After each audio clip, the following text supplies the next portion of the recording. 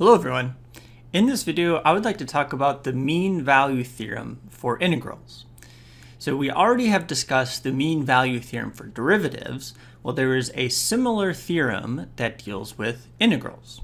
So what I'd like to do is quickly talk through a little bit of an explanation as to what the mean value theorem for integrals says, and then I want to show you how to use it in an example. So let's just start by sketching out a random function. So I'm going to put in some axes, and then let's draw in just some curve. So let's say our function looks something like this. And now, when we find the integral, what we're finding is basically the area underneath that curve in some interval from a to b.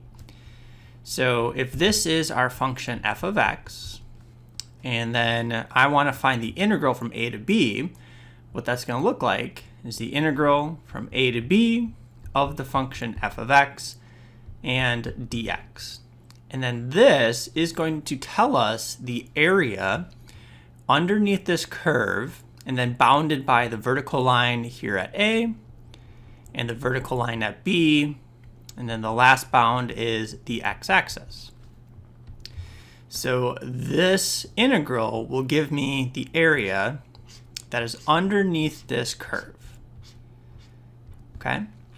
Now, the mean value theorem for integrals says I can find a rectangle such that the area of that rectangle is the same as my integral. And the width of the rectangle that we want to use is going to be the width of our interval from a to b. So this is a length of b minus a. That gives me that total width. And then what we're trying to find is we're trying to find the height of this rectangle. So one way that you can think about this is almost like a trash compactor. So if I were to take this graph, my curve, and at the very top there, if I was able to push it down and it's constricted by these walls, if I push it down until it flattens out and I end up with a rectangle, that's the height I'm going to use. So just for example's sake, let's say when we do that, it ends up here. And that's going to be some point I'm going to call f of u. So now we push it down and we end up with this rectangle. We have one side at a, where you have this side at b, and then that is the height of this rectangle. So it's like this little bit of area that's above the rectangle gets pushed and it fills out this part of the rectangle.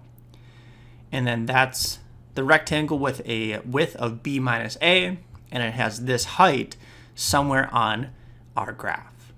So just to write that out in notation, what we have is our integral from a to b of our function, right? That gives us the area underneath the curve. That should be the same as the area of some rectangle with height f of u and with a width of b minus a. So basically what we're looking for with the mean value theorem for integrals is this value of u. So we know that this value is guaranteed to exist, and that's what we're going to want to end up finding. So now that we have a general idea on what the mean value theorem for integrals says, let's use this in an example. All right, so my example, I have an integral from 2 to 6 of the function x squared, and I want to find the value or values of u that are guaranteed by the mean value theorem for integrals. So just to write the mean value theorem down again, so if we have an integral from a to b of some function f of x, what we're looking for essentially is a rectangle that has a height of f of u and a width of b minus a, which is the width of the interval. So we want to find these values of u. So to start off with, first thing I'm going to do is evaluate our integral. So I just want to find out the exact area underneath our curve. So let's start with the antiderivative. So the antiderivative of x squared is x cubed over 3. And we want to evaluate this from 2 to 6. So what we're going to end up with, our upper bound, we have 6 cubed divided by 3. And from that, we're going to subtract the lower bound, which is 2 cubed over 3. So what we end up with, 6 cubed is 216, and 2 cubed is 8 over 3. And subtracting those, we end up with a value of 208 divided by 3. So that is the exact area underneath our curve, and that's going to be the left-hand side of our equation here. So we have our integral from 2 to 6 of x squared times dx, which we found out that this is equal to 208 over 3. And then on the other side of the equal sign, f of u, that's going to be the height of this rectangle, and our width, b minus a, that's going to be 6 minus 2, which means that this rectangle is going to have a width of 4. So if we clean this up a little bit and divide both sides by 4, 208 divided by 4 does work out nice. We end up with f of u is equal to 52 over 3. So in other words, the height of the rectangle that has a width of 4, which is the width of our interval, and this rectangle has the same area as the area underneath our curve, the height of that rectangle is 52 over 3. But to finish up this problem, we need to find out which value of u is going to give us this height. So let's go back over. Our original function was x squared. So in other words, u squared has to be 52 over 3. And to solve for u, we can take the square root of both sides. Now, normally when we take the square root, we do have to worry about plus or minus.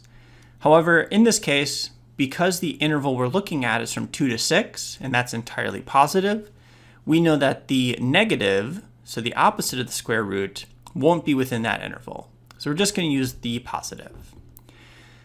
So we can work with this a little bit. So this is the same as the square root of 52 over the square root of 3. The square root of 52, that does simplify to 2 times the square root of 13 over the square root of 3. And why don't we just find a decimal approximation for this, just so we can get an idea here. And that works out to be 4.163 about. So in other words, at this x value, so this is our value for u, at that x value, when we plug that into our original function, that's going to give us the height of a rectangle that has a width equal to the width of our interval, so that is 4, and then the area of that rectangle is the same as the area underneath our curve. And that's essentially what the mean value theorem for integrals tells us.